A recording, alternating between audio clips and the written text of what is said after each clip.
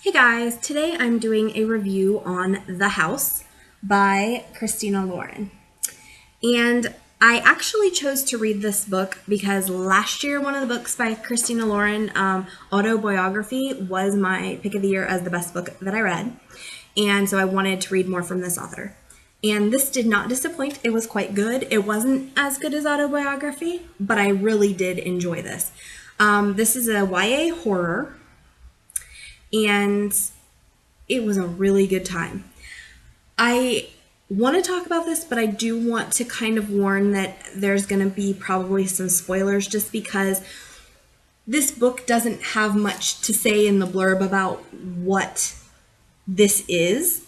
And to even tell what it is, I feel like kind of spoils some of the story because we don't find out what it is until a good bit into the book.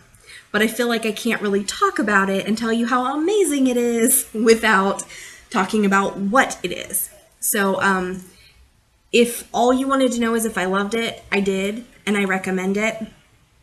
But if you want to know a little bit about what is this strange book, what is it even about, continue, but be warned, there are spoilers. I'm going to try to keep them down, but it's spoilers. Sorry. So this book is about a boy named Gavin and a girl named Delilah, and they meet and start having a relationship. Delilah has come back from a private school after the illness of her grandmother, and she and Gavin grew up together, knew each other. Is it Gavin? Yeah. Grew up together, knew each other before she left for private school. And actually, she at one point had defended him against some bullies because he's a little weird. So they start having a relationship, and ultimately she decides to go hang out with him at his house. And that is when he reveals a secret to her. His house is alive and has been raising him. So it's not like a Beauty and the Beast, everything talks and stuff like that, but everything is sentient and moves. He wakes up and there's food laid out and his blanket hugs him and the trees caress him, and the house is very much animated and alive and has very diverse feelings in different rooms of the house. He doesn't know what happened to his parents. He doesn't know why he is at house or how he came to be there. He just knows that he is. And that's all he's ever known. And he's 17, so, he's never really questioned any of it, although Delilah starts kind of encouraging him to question it because she's like, well, are you going to go off to college? Or are you going to live in this house forever? And House does not at all like that Delilah is encouraging him to think about leaving house. The house kind of turns into the scary mother-in-law almost that is like, you cannot have my son, he's mine. Clearly there's an umbilical cord still attached. And the house goes crazy. So it is a horror, and I don't read a ton of horror, but this was really good, and it was a really fun ride. I loved the whole concept of it. I love the personality of House acting like that terrifying mother-in-law that's like, you're not stealing my baby.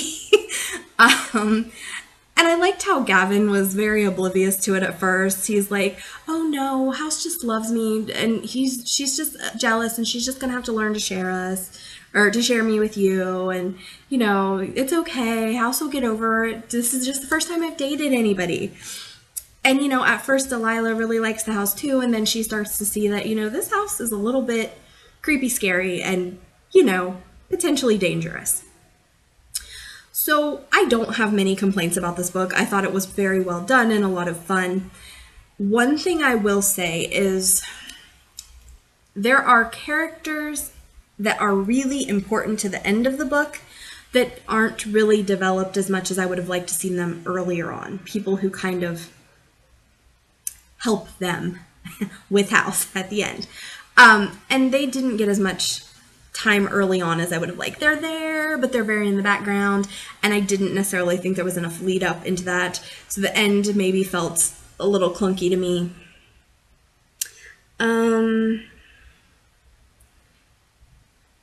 The ending also wasn't believable. And okay, in fairness, like any book where there's a house that comes alive and raises a child is probably not real believable. But I felt like even as I'm trying to like suspend my disbelief, this book, definitely the end, wanted it suspended a little bit. So I didn't love the end. The end was okay. It solved the problem, and if I read mysteries more, probably I'd be like, okay, it's probably a typical mystery ending as far as they have to solve the problem and it's got to be crazy because, I mean, it's a live house. What do you want? But the ending didn't jive with me, and I really would have liked to seen something different, better. I just couldn't suspend my disbelief that far. But overall, I really, really enjoy this. Highly recommend it. It was really good and fun to read. I had a blast with this, and I'm so glad I picked it up, even though I wasn't sure what to expect. Because like I said, I feel like the biggest disservice this book does to itself is that the blurb does not tell you anything about what it is. And we don't really know that it's a haunted house that is raising this child until about halfway through the book.